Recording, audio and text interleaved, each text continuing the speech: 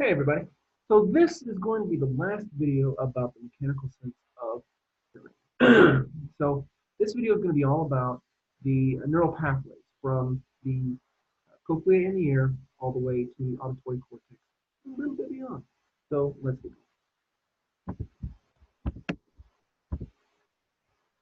So remember that back in the scala medium, right? You have the hair cell, which is the site of all of the transduction of pressure waves into um, the electrical signal that our brain interprets as sound. We have the transduction at the hair cells. Those action potentials then get sent on to cochlear neurons that make up or travel through the basal membrane. The cochlear neuron, those bundles of axons, then make up the cochlear nerve, or the auditory. Now those leave the cochlear nerve and head towards the cochlear nucleus in the hindbrain. From there, it goes up to the superior olive, and then jumps over to the other side of to the contralateral side of the brain, traveling up via the lateral lemniscus through the inferior colliculus. And if you remember what the inferior colliculus is involved in, it's involved in auditory reflexes. So you remember in class where I clapped my hands really loudly and it kind of startled people and they kind of jumped. That's the inferior colliculus is involved in producing that response. Anyway, so the signal then carried up through the inferior colliculus on up to the medial geniculate nucleus of the cell. From the medial geniculate nucleus, then travels on to the primary auditory cortex. Primary auditory cortex is, so, we've talked about how the visual cortex is retinotopic and it's mapped onto the brain. We've talked about how the olfactory cortex is chemotopic, meaning it's mapped onto the chemicals being sensed. Well, the primary auditory cortex is tonotopic, meaning it's mapped onto the tone, specifically the pitch that's being perceived.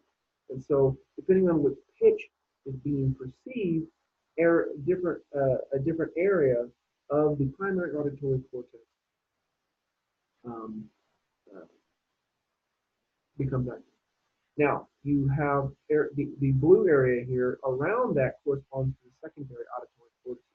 Now, these areas process more complex aspects of the sound, like the movement of the sound. So, like I believe it's called the Doppler effect, where as the sound approaches you, it raises in volume, and then as it goes away, it drops, and so it's that noise allows you to process movement, and you uh, can use that to locate things in space. It also helps you to process location. So the whole process of echolocution,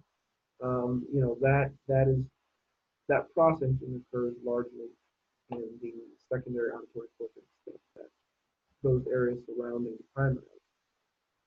Now, once the information leaves the primary and secondary auditory cortices, some information leaves from the anterior portion, and that information carries information about what, or that information carries information forward towards the frontal cortex, mainly towards more anterior areas of the towards associative cortices to help identify what you heard. And then projections from the posterior part of the auditory cortex project also kind of back and around towards the front of the brain, but this helps process where things are. So again, it's involved in the echolocution process. Now this where and what auditory pathways roughly correspond to the where and what pathways in the visual system, which it occurred to me today that I didn't make a video covering, so I will be doing one more video to cover that. And I'll put it in the list, the first one in the list of videos. All right, guys, that's it for this coverage of the auditory cortex of the auditory pathway.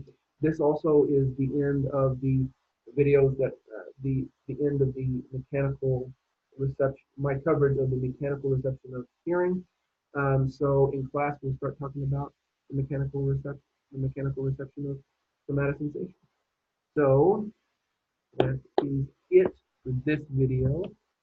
As always, got questions, send them my way. Otherwise, see you later.